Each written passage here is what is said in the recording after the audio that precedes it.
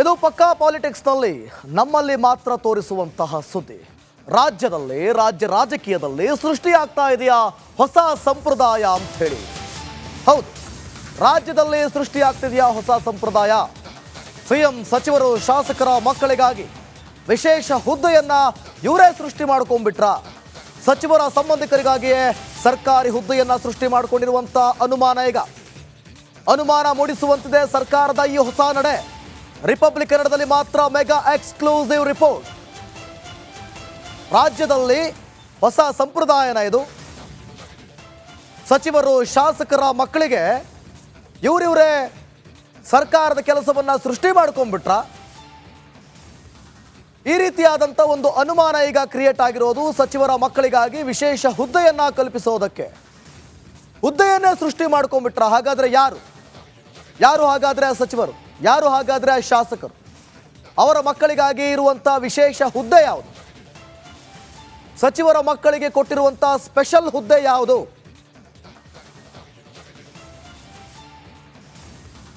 ಬನ್ನಿ ಹಾಗಾದ್ರೆ ರಾಜ್ಯದಲ್ಲಿ ಶುರುವಾಗಿರುವಂತ ಈ ಒಂದು ಹೊಸ ಟ್ರೆಂಡ್ ಇದೆಯಲ್ಲ, ಹೊಸ ಸಂಪ್ರದಾಯ ಅದೇನು ಅಂತ ನೋಡ್ತಾ ಹೋಗೋಣ. ಮೊದಲಿಗೆ ಯಾವ ಹುದ್ದೆಯನ್ನು ಕ್ರಿಯೇಟ್ ಮಾಡ್ಕೊಂಡ್ರು? ರಾಜ್ಯ ವನ್ಯಜೀವಿ ಮಂಡಳಿಗೆ ಸಚಿವರ ಮಕ್ಕಳ ನೇಮಕವನ್ನ ಮಾಡಿಕೊಂಡಿರೋದು ರಾಜ್ಯ ವನ್ಯಜೀವಿ ಮಂಡಳಿ. ಹಾಗಾದ್ರೆ ಈ ಒಂದು ವಿಚಾರದಲ್ಲಿ ಎಷ್ಟು ಅವಧಿವರೆಗೆ ಸರ್ಕಾರದಿಂದ 3 ವರ್ಷಗಳ ಅವಧಿಗೆ ಮಂಡಳಿಯ ಪುನರ್ರಚನೆ ಮಾಡಿಕೊಂಡಿದ್ದಾರೆ ನೋಡಿ. ಇವರೇ ಕ್ರಿಯೇಟ್ ಮಾಡಿಕೊಂಡ್ರು, ಇವರೇ ಸೃಷ್ಟಿ ಮಾಡಿಕೊಂಡ್ರು.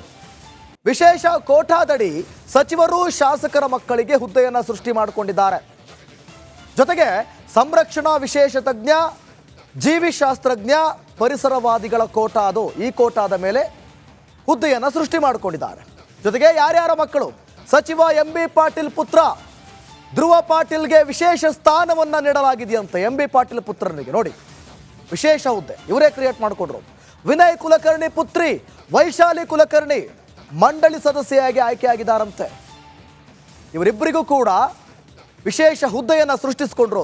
ರಾಜ್ಯ ವನ್ಯಜೀವಿ ಮಂಡಳಿಗೆ ಅಧ್ಯಕ್ಷರಾಗಿದ್ದಾರೆ ಸಿಎಂ ಸಿದ್ದರಾಮಯ್ಯ. ಈ ವಿಚಾರ ನಿಮಗೆ ಗೊತ್ತಿಲ್ವಾ? ಇದ್ಯಾವ ರೀತಿಯ ಸಂಪ್ರದಾಯ? ಇದೇ ಮಂಡಳಿಗೆ ಉಪಾಧ್ಯಕ್ಷರಾಗಿದ್ದಾರೆ ಸಚಿವ ಈಶ್ವರ್ ಖಂಡ್ರೆ. ಅಧ್ಯಕ್ಷರು ಉಪಾಧ್ಯಕ್ಷರು ಇವರಿಬ್ಬರಿಗೂ ಕೂಡ ಗೊತ್ತಿಲ್ವಾ? ಹಾಗಾದ್ರೆ 10 ಸದಸ್ಯರನ್ನ ನೇಮಕ ಮಾಡಿ ಅರಣ್ಯ ಇಲಾಖೆ ಆದೇಶವನ್ನು ಹೊರಡಿಸಿದೆ. ಅದರಲ್ಲಿ ಸಚಿವರ ಮಗ ಒಬ್ಬ, ಶಾಸಕರ ಪುತ್ರಿ ಒಬ್ರು. ಯಾವ ರೀತಿಯಾಗಿ? ಜೊತೆಗೆ ಮುನಿಯಪ್ಪ ಅಳಿಯರಿಗೂ ಕೂಡ ಆಫರ್ನ ಕೊಟ್ಟಿರೋದು. ಅಳಿಯನಿಗಾಗಿ ಕಾರ್ಯದರ್ಶಿ ಹುದ್ದೆಯನ್ನ ಸೃಷ್ಟಿಸಲು ಹೊರಟಿದ್ರ. ಹಾಗಾದ್ರೆ ಅಳಿಯನಿಗಾಗಿ ಕಾರ್ಯದರ್ಶಿ ಹುದ್ದೆ ನೋಡಿ. ಆಹಾರ ಮತ್ತು ನಾಗರಿಕ ಪೂರೈಕೆ ಸಚಿವ ಮುನಿಯಪ್ಪ ವಿರುದ್ಧವೂ ಕೂಡ ಈ ಆರೋಪ ಕೇಳಿ ಬರ್ತಾ ಇದೆ. ವಿಧಾನಸೌಧದಲ್ಲಿ ಅಳಿಯರಿಗಾಗಿ ವಿಶೇಷ ಹುದ್ದೆಯನ್ನ ಸೃಷ್ಟಿ ಮಾಡೋದಕ್ಕೆ ಯತ್ನಿಸಿದ್ದಾರೆ.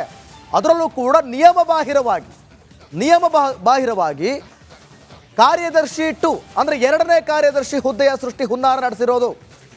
ಅಳಿಯ KC ಶಶಿಧರ್ ಕಾರ್ಯದರ್ಶಿ 2 ಹುದ್ದೆಯನ್ನ ಪಡೆದುಕೊಳ್ಳೋದಕ್ಕೆ ಈ ಹುದ್ದೆಯನ್ನ ಇವರೇ ಸೃಷ್ಟಿ ಮಾಡಿಕೊಂಡ್ರ.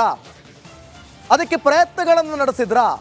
ಸರ್ಕಾರದ ಮೇಲೆ ಒತ್ತಡವನ್ನು ಹೇರಿ ಅಳಿಯನಿಗೊಂದು ಹುದ್ದೆ, ಮಗನಿಗೊಂದು ಹುದ್ದೆ, ಮಗಳಿಗೊಂದು ಹುದ್ದೆ. ಇದ್ಯಾವ ರೀತಿಯಾದಂಥ ಸಂಪ್ರದಾಯ?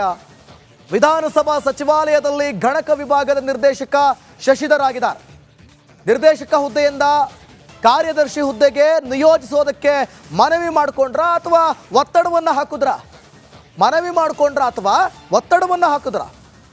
ಶಶಿಧರ್ ಮನವಿಗೆ ಶಿಫಾರಸು ಮಾಡಿದಂಥ ಸಚಿವ KH ಮುನಿಯಪ್ಪ ಶಶಿಧರ್ ಮನವಿ ಮಾಡ್ಕೊಳ್ತಾರೆ, ಅದಕ್ಕೆ ಸಚಿವರು ಶಿಫಾರಸು ಮಾಡ್ಕೊಳ್ತಾರೆ. ಹಾಗಾದ್ರೆ ಕಷ್ಟಪಟ್ಟು ಓದಿ ಕೆಲಸ ತಗೋಬೇಕು ಅಂತಿರೋರು ಏನು ಮಾಡಬೇಕು?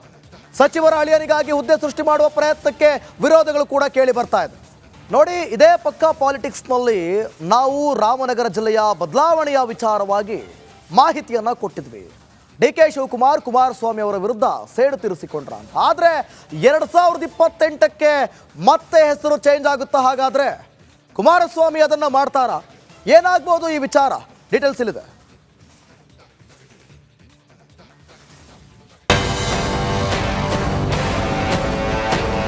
ಬಹುಶಃ 2028 ಒಳಗೆ 28ವರೆಗೂ ಕಾಯಬೇಕಾಗಿಲ್ಲ.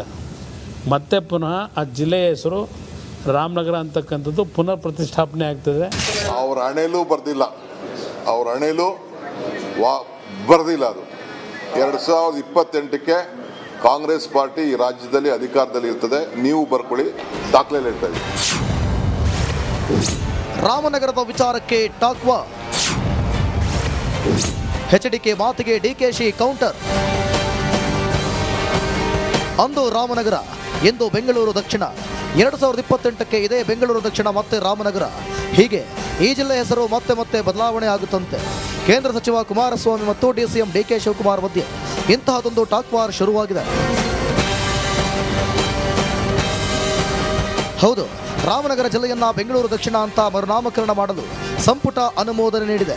ಇದರ ಬೆನ್ನಲ್ಲೇ ಸರ್ಕಾರದ ವಿರುದ್ಧ ಗುಡುಗಿದ ಎಚ್ಡಿಕೆ. ರಾಮನಗರದ ಇತಿಹಾಸ ಅವರಿಗೇನು ಗೊತ್ತು ಅಂದರು. ಇದಕ್ಕೆ ಕೌಂಟರ್ ಕೊಟ್ಟ ಡಿಸಿಎಂ, ನಮ್ಮ ಖ್ಯಾತಿಯನ್ನ ನಾವೇಕೆ ಕಳೆದುಕೊಳ್ಳಬೇಕು ಅಂತ ಕೌಂಟರ್ ಕೊಟ್ಟರು. ರಾಮನ ಹೆಸರಿಂದಂತೂ ತೆಗಿಯೋಕ್ಕಾಗಲ್ಲ. ರಾಮನಗರದ ಇತಿಹಾಸ ಅವ್ರಿಗೆ ಗೊತ್ತಿದ್ರು ತಾನೆ. ರಾಮನಗರದ ಇತಿಹಾಸ ಗೊತ್ತಿದ್ರೆ ಅದಕ್ಕೆ ಕೈ ಹಾಕ್ತಿರ್ಲಿಲ್ಲ. ಆ ರಾಮನಗರದ ಹೆಸರನ್ನ ತೆಗಿಲಿಕ್ಕೆ ಹೋಗಿ ಈಗ ರಾಜಕೀಯವಾಗಿ ಪತನ ಪ್ರಾರಂಭ ಆಗುತ್ತೆ ಅನ್ನೋದು ಅಷ್ಟೇ ಹೇಳ್ತೀನಿ ಅಷ್ಟೇ. ಆ ರಾಮನಗರನ ಈ ಭೂಮಿ ಇರೋವರೆಗೆ ಆ ಹೆಸರನ್ನಂತೂ ತೆಗಿಲಿಕ್ಕಾಗಲ್ಲ. ಇವತ್ತು ಬೆಂಗಳೂರು ವಿಶ್ವಮಟ್ಟದ್ದು. ಆ ಹೆಸರನ್ನು ಯಾಕೆ ನಾವು ಹಾಳು ಮಾಡ್ಕೋಬೇಕು? ನಮ್ಮ ಪೂರ್ವಜರು ಇಟ್ಟಂಥ ಹೆಸರನ್ನ, ನಮಗೆ ಬೆಂಗಳೂರು ಜಿಲ್ಲೆನ ನಾವ್ಯಾಕೆ ಹಾಳು ಮಾಡ್ಕೊಳ್ಬೇಕು? ರಾಮನಗರ ಜಿಲ್ಲೆನೇ ಹೆಡ್ ಕ್ವಾರ್ಟರ್ಸ್ ಅಲ್ಲೇ ಇರ್ತದೆ. ಅರ್ಥ ಆಯ್ತಾ? ನಮ್ಮ ಜನಕ್ಕೆ ಒಂದು ಹೊಸ ದಿಕ್ಕನ್ನು ಕೊಡಬೇಕು, ಹೊಸ ಆಲೋಚನೆ, ಒಳ್ಳೆ ವಿಚಾರಗಳು, ಅಭಿವೃದ್ಧಿ, ಇವೆಲ್ಲ ಕೂಡ ನಾವು ಮುಂದಿನ ಜನರೇಷನ್ ಬಗ್ಗೆ ನಾವು ಆಲೋಚನೆ ಮಾಡ್ತಾ ಇದ್ದೀವಿ. ಇದು ರಾಮನಗರ ಹಿಸ್ಟರಿ ವಾರ್. ಆದರೆ 2028ರ ಒಳಗೆ ಮತ್ತೆ ರಾಮನಗರ ಜಿಲ್ಲೆ ಮರುನಾಮಕರಣ ಆಗುತ್ತೆ ಅಂತ ಎಚ್ಡಿಕೆ ಹೇಳಿದರು. ಇದಕ್ಕೆ ಟಕ್ಕರ್ ಕೊಟ್ಟ ಡಿಸಿಎಂ, ಅದು ಅವರ ಹಣೆ ಬರಹದಲ್ಲಿ ಬರದಿಲ್ಲ ಅಂತ ಗುಡುಗಿದ್ರು. 2028 ಒಳಗೆ 28ವರೆಗೂ ಕಾಯಬೇಕಾಗಿಲ್ಲ. ಮತ್ತೆ ಪುನಃ ಆ ಜಿಲ್ಲೆಯ ಹೆಸರು ರಾಮನಗರ ಅಂತಕ್ಕಂಥದ್ದು ಪುನರ್ ಪ್ರತಿಷ್ಠಾಪನೆ ಆಗ್ತದೆ. ಅವ್ರ ಹಣೆಲೂ ಬರ್ದಿಲ್ಲ, ಅವ್ರ ಹಣೆಲೂ ಬರ್ದಿಲ್ಲ. ಅದು 2028ಕ್ಕೆ ಕಾಂಗ್ರೆಸ್ ಪಾರ್ಟಿ ಈ ರಾಜ್ಯದಲ್ಲಿ ಅಧಿಕಾರದಲ್ಲಿ ಇರ್ತದೆ. ನೀವು ಬರ್ಕೊಳ್ಳಿ, ದಾಖಲೆ ಹೇಳ್ತಾ ಇದ್ದೀವಿ. ಒಟ್ನಲ್ಲಿ ಎಚ್ಡಿಕೆಗೆ ಸೆಡ್ಡು ಹೊಡೆದಿದ್ದ ಡಿಕೆಶಿ ಕೊನೆಗೂ ಅಂದುಕೊಂಡ ಕಾರ್ಯ ಸಾಧಿಸಿದ್ದಾರೆ. ಇದನ್ನ ಕೇಂದ್ರ ಸಚಿವರು ಅದ್ಯಾವ ರೀತಿ ಎದುರಿಸ್ತಾರೆ, ಇದಕ್ಕೆ ಇನ್ಯಾವ ರೀತಿ ತಿರುಗೇಟು ಕೊಡ್ತಾರೆ ಅನ್ನೋದನ್ನ ಕಾದು ನೋಡಬೇಕಿದೆ. Bureau report, Republic Kannada.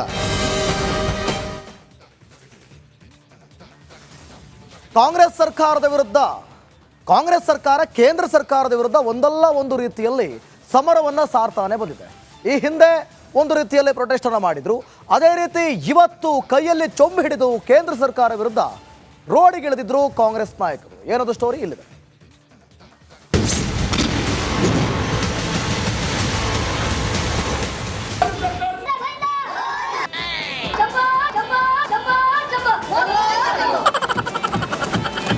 ಸೀತಾರಾಮನ್ ಅವರು ಚೊಂಬು ಕೊಟ್ಟಿದ್ದಾರೆ. ಕರ್ನಾಟಕಕ್ಕೆ ಏನು ಕೊಟ್ಟು ಸಿಕ್ಕಿಲ್ಲ.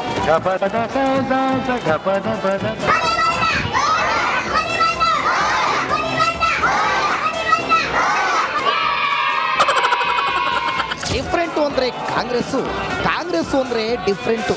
ಇತ್ತೀಚಿನ ದಿನಗಳಲ್ಲಿ ರಾಜ್ಯ ಕಾಂಗ್ರೆಸ್ ನಾಯಕರ ಹೋರಾಟದ ವೈಖರಿ ಹಾಗೆ ಆಗೋಗಿದೆ. ಈ ಮೊದಲು ಕಿವಿ ಮೇಲೆ ಹೂ ಇಟ್ಕೊಂಡು ಸುದ್ದಿಯಾಗಿದ್ದ ಕಾಂಗ್ರೆಸ್ ನಾಯಕರು ಈಗ ಕೈಯಲ್ಲಿ ಚೊಂಬಿಡಿದು ರಸ್ತೆಗಿಳಿದಿದ್ದಾರೆ.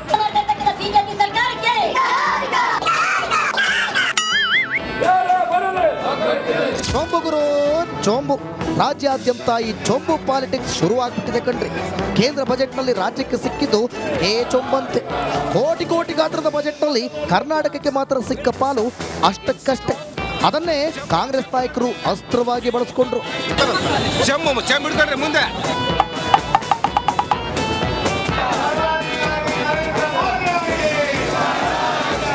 ಮೊನ್ನೆಯಷ್ಟೇ ಕೇಂದ್ರ ಸರ್ಕಾರ ರಾಜ್ಯಕ್ಕೆ ಚೊಂಬು ಕೊಟ್ಟಿದೆ ಅಂತ ಸಿಎಂ ಸಿದ್ದರಾಮಯ್ಯ ಗುಡುಗ್ಬಿಟ್ರು. ಇದರ ಬೆನ್ನಲ್ಲೇ ರಾಜ್ಯದ ಹಲವೆಡೆ ಕಾಂಗ್ರೆಸ್ ನಾಯಕರು ಚೊಂಬು ಹಿಡಿದು ಪ್ರತಿಭಟನೆ ನಡೆಸಿದ್ರು. ಈ ಬಜೆಟ್ ಒಂದು ರೀತಿ ಕರ್ನಾಟಕಕ್ಕೆ ನಿರ್ಮಲಾ ಸೀತಾರಾಮನ್ ಅವರು ಚೊಂಬು ಕೊಟ್ಟಿದ್ದಾರೆ. ಕರ್ನಾಟಕಕ್ಕೆ ಏನು ಕೊಟ್ಟು ಸಿಕ್ಕಿಲ್ಲ. ಆಂಧ್ರ ಮತ್ತು ಬಿಹಾರ 2 ರಾಜ್ಯಗಳಿಗೆ ಅನುದಾನ ಕೊಟ್ಟಿರೋದು ಬಿಟ್ಟರೆ, ವಿಶೇಷ ಅನುದಾನ ಕೊಟ್ಟಿರೋದು ಬಿಟ್ಟರೆ ಬೇರೆ ರಾಜ್ಯಗಳಿಗೆ ಅನುದಾನವನ್ನು ಕೊಟ್ಟಿಲ್ಲ. ಯಾಕಂತಂದರೆ ಅವರು ಪ್ರಧಾನಮಂತ್ರಿಯಾಗಿ ಉಳಿಬೇಕಾದ್ರೆ ಆಂಧ್ರ ಮತ್ತು ಬಿಹಾರಗಳ ಬೆಂಬಲ ಬೇಕು. ಅದಕ್ಕೋಸ್ಕರ ಆ 2 ರಾಜ್ಯಗಳಿಗೆ ವಿಶೇಷ ಅನುದಾನವನ್ನು ಕೊಟ್ಟಿದ್ದಾರೆ. ಬೆಂಗಳೂರು ಗ್ರಾಮಾಂತರ, ಕೊಪ್ಪಳ, ಚಿತ್ರದುರ್ಗ, ಹಾವೇರಿ, ಉಡುಪಿ ಸೇರಿದಂತೆ ಹಲವು ಜಿಲ್ಲೆಗಳಲ್ಲಿ ಕಾಂಗ್ರೆಸ್ ಕಾರ್ಯಕರ್ತರು ಚೊಂಬಿಡಿದು ಪ್ರತಿಭಟನೆ ಮಾಡಿದರು.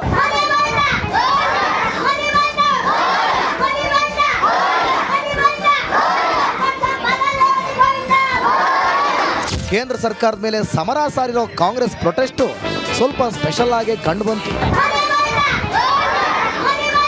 Bureau report, Republic Kannada.